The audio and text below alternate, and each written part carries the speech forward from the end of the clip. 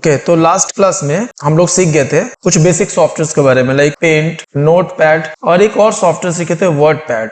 अब जो student WordPad नहीं सीखा है ना, वो पूरा का पूरा वर्डपैड सॉफ्टवेयर कवर होगा इसी वर्ड सॉफ्टवेयर में। क्लियर है बेटा? ठीक है, तो वर्डपैड सॉफ्टवेयर में जितने भी टूल्स मिलेंगे वो सारे टूल्स यहाँ भी मिलेंगे, इवन उससे ज्यादा भी टूल यहाँ पे मिलेगा। ठीक है, तो इस सॉफ्टवेयर के बारे में समझते हैं कि ये सॉफ्टवेयर क्या है और कैसे इसमें वर्क होता है। अगर हमको कोई प्रोफेशनल डॉक्यूमेंट बनाना हो या कोई पर्सनल डॉक्यूमेंट क्रिएट करना हो, जैसे मुझे एक लेटर टाइप करना है या एप्लीकेशन देना है, बुक राइट करना है या किसी बिल का फॉर्मेट रेडी करना है। आप जैसे शॉप पे जाते हो तो दुकानदार आपको बिल देता है, एक इनवॉइस देता है, उसमें टेबल के फॉर्म में देखते हो कि बहुत सारा डिजाइन बनाया रहता है, वो सब डिजाइन हम लोग यहाँ पे क्रिएट कर सकते हैं। तो इसको मल्टीपर्पज हम लोग यूज करेंगे। अब इसका थ्योरी को थोड़ा सा पढ़ के समझ लेते हैं कि इसमें क्या है। माइक्रोसॉफ्ट वर्ड 2021 वर्जन हम लोग पढ़ रहे हैं। तो Microsoft word is a word processing program developed by Microsoft. किस लिए काम आएगा? डॉक्यूमेंट क्रिएट करने के। डॉक्यूमेंट का मतलब क्या हुआ? आप अपने आसपास बहुत सारे डॉक्यूमेंट देखते हो, थोड़ा सोच के बताओ, कहीं डॉक्यूमेंट दिखता है आपको?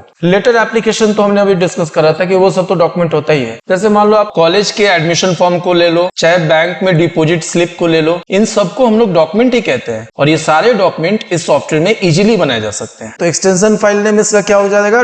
.docx। It is a part of Microsoft office 2021। अब ये क्या बात है? जब इस ऐप को हम इस कंप्यूटर में इंस्टॉल करने की सोचेंगे बात, तो डाउनलोड करना पड़ेगा इंटरनेट से। तो बेटा वर्ड नाम से ये सॉफ्टवेयर नहीं मिलता डाउनलोड करने के टाइम में। तो कैसे मिलेगा? ये मिलेगा हमको माइक्रोसॉफ्ट ऑफिस के नाम से। अभी आपको दिखा देते हैं हम यहाँ पे, ये माइक्रोसॉफ्ट ऑफिस का हम आपको लोगोस दिखा देते हैं या ग्रुप दिखा देते हैं कि क्या है, MS ऑफिस।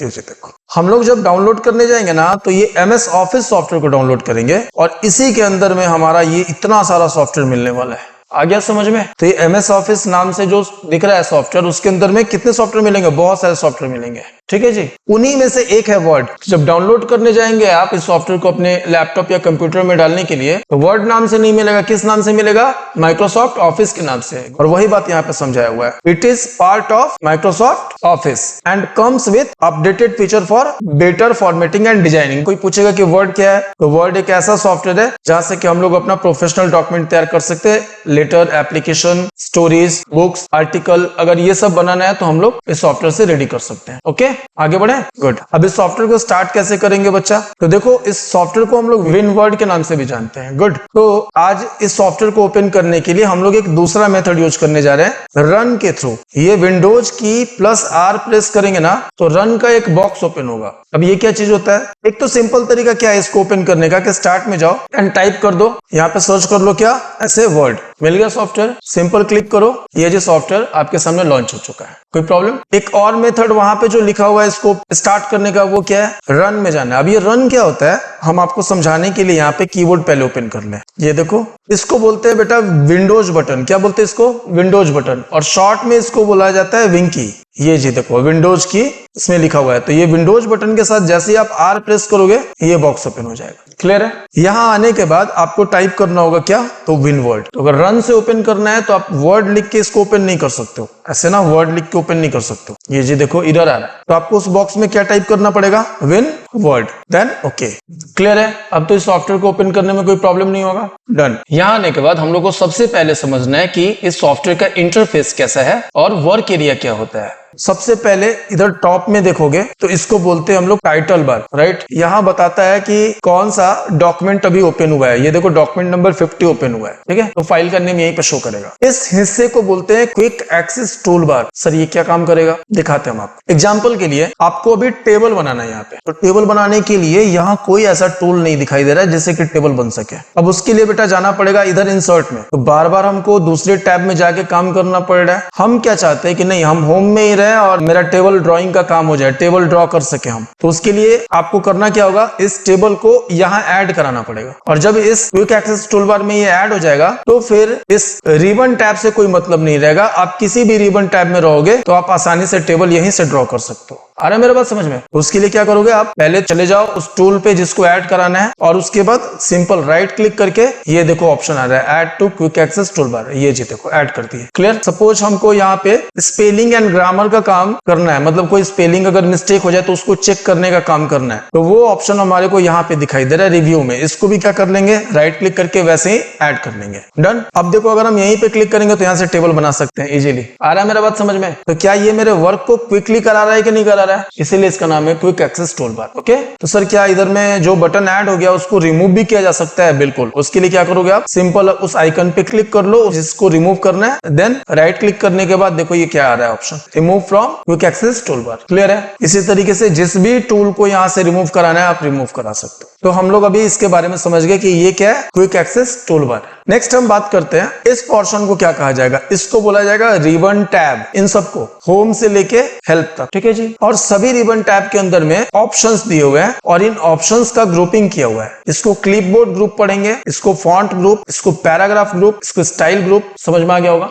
अगर आप इधर रिव्यू में हो तो इसको कौन सा ग्रुप पढ़ेंगे, कमेंट ग्रुप। क्लियर है? ऐसे चलेगा। अब आगे बढ़ते हैं, यहां तक बात क्लियर हो गया। ये जो ग्रुप दिखाई दे रहा है ना, इससे भी ज्यादा ऑप्शन, जो भी सामने में आपको ऑप्शन दिखाई दे रहा है इस ग्रुप के अंदर का, इससे भी ज्यादा ऑप्शन यहाँ पे अवेलेबल है, बट वो हिडन है, वो आपको यहाँ से दिख नहीं रहा है। तो बहुत बार ऐसा होगा कि एडवांस वर्क करने के लिए हमको वो सारे टूल्स चाहिए होंगे। उसको कैसे ओपन करेंगे, इसके बटन से। यहाँ पे ये जो बटन दिख रहा है, अगर हम यहाँ पे क्लिक करेंगे तो इसके एक्स्ट्रा ऑप्शंस यहाँ पे दिखने लगेंगे जो सामने में इधर नहीं रखा हुआ है। ओके जी, जैसे आप यहाँ से एडवांस वर्क कर सकते हो, ठीक है। आएंगे टाइम टू टाइम इधर में भी काम करेंगे। तो मतलब क्या हुआ, जो फ्रीक्वेंटली यूज होता है वो टूल सामने में रखा हुआ है और जो एडवांस है उसको अंदर में रखा हुआ है। उसको अगर देखना होगा तो आप सिंपल यहाँ पे डायलॉग बॉक्स को क्लिक करके देख सकते हो। टाइटल बार समझ में आ गया, क्विक एक्सेस टूल बार समझ में आ गया, रिबन टैब समझ में आ गया, ग्रुप समझ में आ गया। ग्रुप के एक्स्ट्रा ऑप्शंस को देखने के लिए इधर में डायलॉग बॉक्स लॉन्चर को ओपन कर सकते हैं। नेक्स्ट क्वेश्चन है कि सर ये क्या है, ये रूलर है। इस पार्ट को हम लोग रूलर कहते हैं और वर्ड में रूलर दो टाइप का मिलता है, ठीक है। एक मिलेगा इधर में हॉरिजॉन्टल रूलर जो विड्थ को मापेगा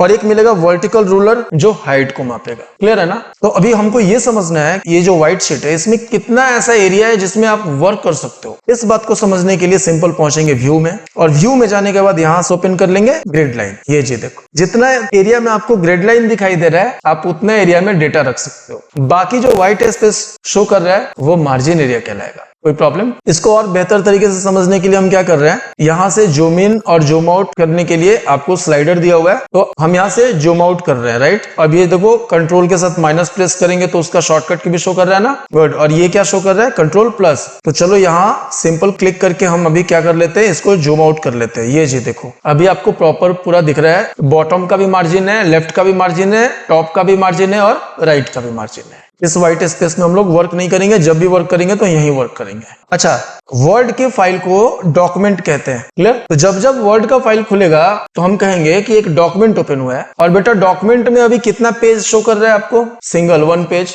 हम चाहे तो यहाँ से न्यू पेज भी ले सकते हैं। उसको करने के लिए इधर इंसर्ट, तो अभी इंसर्ट में जाने के बाद देखो यहाँ से क्या मिल रहा है, ब्लैंक पेज। ये जी देखो, आ गया समझ में। तो कभी डॉक्यूमेंट में हमको न्यू पेज ऐड करना हो तो बड़ा आसानी से यहीं से ऐड कर लेंगे, कोई डाउट नहीं। आगे बढ़ा जाए। अब इस डॉक्यूमेंट को हम जूम इन करके 100% तक ला देते हैं। चलिए बढ़िया, यहाँ तक तो कोई दिक्कत ही नहीं है। सर सेकंड पेज कहाँ चला गया, इस बार नीचे चला गया है ना। जूम आउट किया हुआ था तो एक स्क्रीन में शो कर रहा था, जूम इन करते ही ये देखो फर्स्ट एंड सेकंड पेज दोनों आपको शो कर रहा है। तो क्या अब इस ग्रिड लाइन को हम ऑफ कर सकते हैं? समझ लिया आप लोग, इस ग्रिड लाइन को ऑफ कर ले। बहुत अच्छा। होम में हम लोग अभी थे, होम से भी बहुत कुछ काम सीखना है। यहाँ हम पहले कुछ डेटा रख लेते हैं। अब डेटा रखने के लिए टाइप तो करना पड़ेगा, तो यहाँ एक शॉर्टकट की यूज करेंगे, इक्वल टू RAN और D। बेटा रैंडम वर्ड का आधा पार्ट, रैंडम में पूरा नहीं टाइप करना अपने को, इक्वल टू RAND, बस इतना टाइप करना है। क्लियर है? शिफ्ट के साथ bracket open and bracket close, मतलब शिफ्ट के साथ 9 प्रेस करोगे तो ब्रैकेट ओपन आएगा एंड शिफ्ट के साथ 0 प्रेस करोगे तो क्लोज आएगा। इतना वर्क करने के बाद आपको इंटर प्रेस करना है। ये जी इंटर। कोई प्रॉब्लम? इतना सारा डमी टेक्स्ट आ गया, डमी मतलब झूठा। ये वर्क करने के लिए आपके पास इतना सारा डेटा मिल गया और अब आप वर्क करोगे, राइट। नहीं तो इतना टाइप करना पड़ता ना हम लोग को, टाइम बच गया ना। हाँ गुड, तो बहुत कुछ हम लोग इस पे सीख लेंगे। क्लियर? थोड़ा सा जूम इन कर लेते हैं, अच्छे से शो करे सबको। Okay good. एक एक कैरेक्टर को बेटा फॉन्ट बोला जाता है। फॉन्ट से मिलके वर्ड बनता है। एक से ज्यादा फॉन्ट जब कलेक्ट हो जाएगा, एक से ज्यादा जब कैरेक्टर सेलेक्ट हो जाएगा तो उसको हम लोग क्या बोलेंगे, वर्ड। एक से ज्यादा जब वर्ड एक साथ आ जाएगा तो उसको सेंटेंस बोलेंगे और एक से ज्यादा जब सेंटेंस सेंटेंस जुड़ जाएगा एक साथ तो इसको पैराग्राफ बोलेंगे। तो इस डॉक्यूमेंट के अंदर अभी कितने पैराग्राफ शो कर रहे हैं आप यहां से देख सकते हो। 5 पैराग्राफ्स थे। ओके, काउंट कर लेना आराम से। कितना है बेटा? 5। ठीक है, तो अब हम लोग क्या करने वाले हैं, अपने होम टैब के अंदर का फर्स्ट ग्रुप सीखने वाले हैं, फॉन्ट ग्रुप। ओके बेटा, तो कोई पूछे कि यहां से क्या होता है तो आपको बोलना है कि यहां से हम डिजाइनिंग कर सकते हैं। किसका? फॉन्ट का। क्लियर है बात? उसके लिए क्या करना होगा, आपको फॉन्ट को सेलेक्ट करना पड़ेगा। जितना भी आपको वर्ड के ऊपर डिजाइनिंग करना है उसको क्या करना होगा, सेलेक्ट करना होगा। देन आप यहां से क्या कर सकते हो, इसका हैंड राइटिंग चेंज कर सकते हो। ये जी देखो, कर्सिव राइटिंग में डाल दिया, इसको चेंज कर दिया। जिस भी हिस्से पे आपको अलग फॉर्मेटिंग करना है आप उसको बस सेलेक्ट करो। ये जी देखो, साइज इंक्रीज कर लिए, कोई प्रॉब्लम? मिनिमम साइज इस ड्रॉप डाउन बटन में कितना दिखाई दे रहा है? 8। और मैक्सिमम कितना शो कर रहा है? 72। जितना हम यहाँ पे वैल्यू देना चाहे उस पर सिंपल क्लिक करके टाइप कर सकते हैं। ठीक है जी, ये इस तरीके से मान लो 100 करना है। 100 करने के बाद एंटर। कोई प्रॉब्लम? यहाँ फॉन्ट साइज को इंक्रीज और डिक्रीज शॉर्टकट की के थ्रू भी किया जा सकता है। इंक्रीज करने का शॉर्टकट की कंट्रोल शिफ्ट ग्रेटर देन है और डिक्रीज करने का शॉर्टकट की कंट्रोल शिफ्ट लेस देन है। नेक्स्ट अब क्या है, हम चाहें तो अपने वर्ड्स का केस चेंज कर सकते हैं। अब ये केस क्या होता है? अपर केस का मतलब कैपिटल लेटर, लोअर केस का मतलब स्मॉल लेटर। कहीं गलती से अगर टाइपिंग मेरा रॉन्ग केस में हो गया, टाइप करना था कैपिटल लेटर में मतलब अपर केस में और हो गया किस में? लोअर केस में, तो डर किसी बात का नहीं है। हम टाइपिंग करने के बाद भी उसमें डिजाइनिंग ये कर सकते हैं। तो उसके लिए क्या करना होगा, सिलेक्शन करके और सिंपल हम अपने इस टूल पे चले जाएंगे जिसका नाम है चेंज केस। क्लिक करेंगे, देन यहाँ से इसको लोअर कर सकते हैं जी, देखो लोअर हो गया। फिर यहाँ से अपर करना है जी, ये देखो अपर हो गया। फिर यहाँ से कैपिटलाइज ईच वर्ड। पहले तो बताओ ये दो बात समझ में आए कि नहीं? और बेटा इधर डिजाइन भी तो देखो कैसा लिखा हुआ है, ये तो देखो सब स्मॉल लेटर में लिखा है कि नहीं, इजीली समझ सकते हैं। ये सब कैपिटल लेटर में है या नहीं? और ये कैसे है बता दो? सभी वर्ड का पहला अक्षर जो है वो कैपिटल है जी, तो वैसा ही डिजाइन देने वाला है। ये जी देखो, उसके अलावा और क्या दे रखा है, सबसे फर्स्ट वाला देख लेते हैं। इसमें क्या है, फर्स्ट कैरेक्टर कैपिटल है मतलब पहला अक्षर बड़ा है और बाकी सब लास्ट में एक डॉट दिया हुआ है, क्या वो छोटा सा दिख रहा होगा डॉट, मतलब एक एक सेंटेंस पे ये काम करेगा। मतलब इसका ये हुआ, सेंटेंस केस लिखा हुआ है ना, इसका मतलब सेंटेंस का पहला जो अक्षर होगा उसको बड़ा करेगा, बाकी उस सेंटेंस के जितने भी अक्षर होंगे उसको छोटा रखेगा। कोई प्रॉब्लम? करके देखा जाए। और by default sentence case he activate रहता है। आप चेक करो इधर में, ये देखो है क्या वैसे ही? इधर W कैपिटल है, इधर T कैपिटल है, R कैपिटल है ना, Y कैपिटल है, इफ में I कैपिटल है कि नहीं? क्लियर है? तो कितने टाइप के केस हम लोग देख लिए, sentence case, lower case, upper case और capitalize each word. Dual case क्या करेगा कि अपर केस को लोअर में कन्वर्ट कर देगा और लोअर केस को अपर में कन्वर्ट कर देगा, मतलब उल्टा करेगा ये। तो अभी बताओ सब लोअर केस में है कि नहीं? और देखो डुअल केस करेंगे तो सब कैपिटल में हो गया। आ गया बात समझ में? अगर हम इसको कैपिटलाइज ईच वर्ड कर दें, सभी शब्द का पहला अक्षर क्या हो गया, बड़ा हो गया। और अब अगर डुअल करेंगे तो वही डिजाइन आएगा जो आप लोग सोच रहे थे। क्लियर है मेरा बात? तो कोई भी पूछे आपसे कि चेंज केस कितने टाइप का होता है बेटा, तो क्या जवाब दोगे? 5 टाइप्स के होंगे। चेंज केस का शॉर्टकट की है शिफ्ट के साथ F3। ये जी देखो, है ना बेटा? चेक करें क्या कि कितने केस में बदल रहा है। शिफ्ट F3 से अभी तो अपर केस दिखाई दे रहा है, ठीक है। फिर से एक बार प्रेस करते हैं, लोअर में चला गया, शिफ्ट प्लस F3। तो शिफ्ट प्लस F3 अगर हम प्रेस किए तो अभी 2 केस में तो चेंज होके दिखा दिया, एक अपर में और एक लोअर में। फिर से प्रेस करते हैं, इस बार किस में कन्वर्ट किया है बेटा? सेंटेंस केस में, अपर, लोअर और सेंटेंस केस। आगे बढ़ते हैं, यहां तक तो बात समझ में आ गया। अब ये सब तो आप लोग पहले के सॉफ्टवेयर में भी सीख चुके हो, तो इसलिए ये टफ नहीं लगेगा। फॉर एग्जाम्पल आप इस वर्ड को बोल्ड करना चाहते हो, ऐसे डार्क, पता है क्यों करते हैं बोल्ड? किसी का फोकस सबसे जल्दी उसी जगह पे जाए। समझ में आ रहा है बात? तो जब किसी वर्ड को इम्फेसाइज करना है, मतलब कि हमको उसको जोर देके दिखाना है किसी को, तो थोड़ा सा बोल्ड कर देंगे, अट्रैक्टिव बना देंगे, थोड़ा डिजाइन उसका चेंज कर देंगे। इम्फेसाइज करने के लिए बेटा एक दूसरा भी तरीका है, आप वर्ड को सेलेक्ट करके बोल्ड की जगह इटैलिक कर सकते हो। ये जी देखो, थोड़ा सा डिफरेंट है, थोड़ा सा ही चेंजिंग दिख रहा है आपको, बट वो अलग हो चुका है, अलग दिख रहा है। तो ये भी एक तरीका है बाकी टेक्स्ट से आपके टेक्स्ट को अलग दिखाने के लिए। हाँ गुड, तो इस तरीके से इटैलिक अप्लाई हो जाएगा। अंडरलाइन करके भी आप किसी को हाईलाइट कर सकते हो, किसी वर्ड को हाईलाइट कर सकते हो इस तरीके से, जिससे कि जल्दी में फोकस चला जाए किसी का यहाँ पे। उसके बाद आता है एक नेक्स्ट टूल जिसका नाम है स्ट्राइक थ्रू। क्या नाम है इसका? Strike through. आप देख रहे हो यहाँ पे डिजाइन भी वैसा किया हुआ है क्या कि किसी वर्ड को सिंगल लाइन से क्रॉस किया हुआ है, काटा हुआ है, ठीक है। अब इसका यूज क्या है, अगर आप कोई वर्ड जानबूझ के क्रॉस करना चाहते हो तब उसको यूज करेंगे। एग्जांपल के लिए हम यहाँ एक वर्ड टाइप कर रहे हैं प्राइस, और प्राइस का वैल्यू हम यहाँ पे रख लेते हैं 5000, लेकिन ये प्राइस रिड्यूस होके 4000 तक हो गया है। अब बताओ, जो भी मेरा कस्टमर होगा क्या वो कंफ्यूज हो जाएगा कि नहीं कि भाई प्राइस कौन सा है, 5000 या 4000? तब हम उस पे ये स्ट्राइक थ्रू अप्लाई करके दिखा सकते हैं कि हाँ, पहले का प्राइस 5000 था जो कि अभी कट हो गया है, और अभी जो न्यू प्राइस चल रहा है वो कितना है, 4000। समझ में आ गया बात? इसका यूज ये था। अब बात करते हैं ये सबस्क्रिप्ट क्या काम करेगा। कभी देखे हो आप ऐसे टेक्स्ट को टाइप किए हुए